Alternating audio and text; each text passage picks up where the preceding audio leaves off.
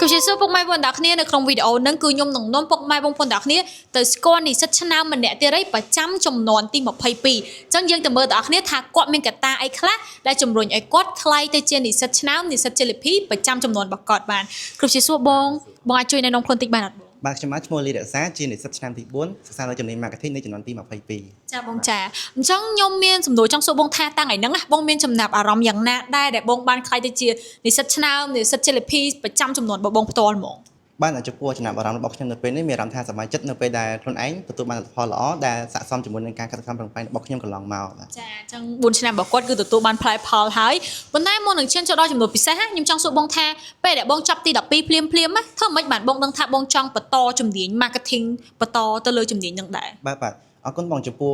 ចាប់ទី12ភ្លាមអ្វីដែលខ្ញុំឆ្លាញ់ទៅលើជំនាញ marketing គឺទី1គឺខ្លួនឯងឆ្លាញ់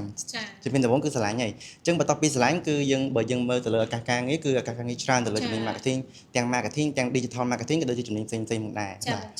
អញ្ចឹងពេលដែលបងរៀនឥឡូវនឹងមកដល់ឆ្នាំទី4ណាបងឆ្លាញ់អីបំផុតពីជំនាញ marketingបាទនៅក្នុងឆ្នាំទី4នេះមិនថាឆ្នាំទី4ឬក៏ក្រុមហ្នឹងទេគឺអ្វីដែលខ្ញុំឆ្លាញ់ជាងគេនៅក្នុងវិស័យ marketing គឺការវិភាគទៅលើទីផ្សារបាទគឺខ្ញុំឆ្លាញ់ខ្លាំងមែនទែនគឺការវិភាគទីផ្សារនេះគឺក្តោបរួមទាំងការវិភាគទៅលើអតិថិជនការវិភាគ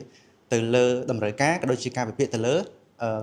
ឱកាសការងារក៏ដូចជាឱកាសដែលការកំណត់កំហែងនៃក្រុមហ៊ុនផ្សេងក៏ដូចជាការក្តោបដាក់ទីផ្សារផងដែរចាណាមួយឥឡូវ digital ពិតជាខ្លាំងខ្លាំងមែនទែនជាពិសេសផ្នែកទីផ្សារនឹងហ្មងប៉ុន្តែក្នុងការសិក្សារយៈពេល4ឆ្នាំនឹងមកបងដែលជួបបញ្ហាឬក៏ឧបសគ្គអីជាមួយនឹងជំនាញមួយនឹងអត់បងបាទរយៈពេល4ឆ្នាំដែលខ្ញុំសិក្សាអ្វីដែលខ្ញុំមានផលវិបាកជាងគេត្រូវបងគឺកត្តាពេលវេលាក៏ដូចជាការ research អញ្ចឹងពាក់ព័ន្ធជាមួយចំណុចខ្លះយើង research គឺអត់បានពេញលេញទេគឺយើងត្រូវការឆ្លងកាត់ពីសាស្ត្រាចារ្យដើម្បីត្រួតពិនិត្យថាចំណុចហ្នឹងគឺពិតជាត្រឹមត្រូវនិងយកជាការបានអត់អញ្ចឹងបងបាទហើយកត្តាពេលវេលាគឺយើងមានការមមាញឹកច្រើនទៅលើការងារក៏ដូចជាការបំពេញទៅលើការងារផ្សេងៗដូចការងារផ្ទាល់ខ្លួនក៏ដូចជាការងារខាងក្រៅផងដែរបាទប៉ុន្តែបងនៅទៅស៊ូដល់ទីបញ្ចប់ដល់ឆ្នាំទី4ចា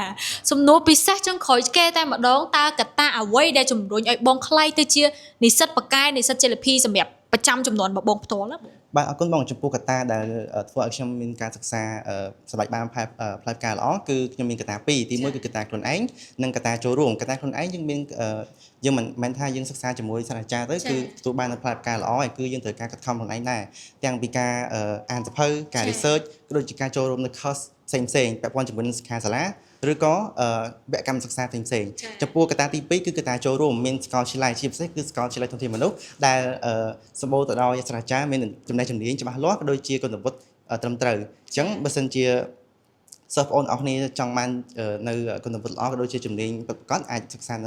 សាកលវិទ្យាល័យធនធានមនុស្សបានចាចឹងតើបងមានពាក្យពេចន៍អី5ផ្ញើទៅកាន់សិស្សបងប្អូនបងបន្តទៀតអត់បាទជាចុងក្រោយចំពោះសារដែលចង់បញ្ជូនទៅដល់បងប្អូនក៏ដូចជានិស្សិតដែលចំនួនក្រោយដែលចង់សិក្សាទៅលើជំនាញផ្សេងក៏ដូចជាពិសេសគឺថ្នាក់ទី12ដែលគាត់កំពុងតែសិក្សាឬក៏សិក្សាចប់អញ្ចឹងគាត់អាចរើសសាកលវិទ្យាល័យខ្ញុំសូមណែនាំឲ្យមកសិក្សានៅសាកលវិទ្យាល័យធនធានមនុស្សដែលមាននៅបរិខាច្រើនមែនតើឥឡូវមានការអាប់ដេតច្រើនបាទអញ្ចឹងសាកលវិទ្យាល័យធនធានមនុស្សស័ក្តិសមជាមួយបងប្អូនអរគ្នាក្នុងការជំនាញជាពិសេសគឺជំនាញ marketing ដូចសិស្សច្បងដែរនោះស្ដាយការជំនាន់ខ្ញុំអត់មាន smart board ទេណាបងតែចាឥឡូវមាន smart board ទៀតអរគុណច្រើនមែនតើបងសម្រាប់ការចាំលេងក្នុងថ្ងៃនេះ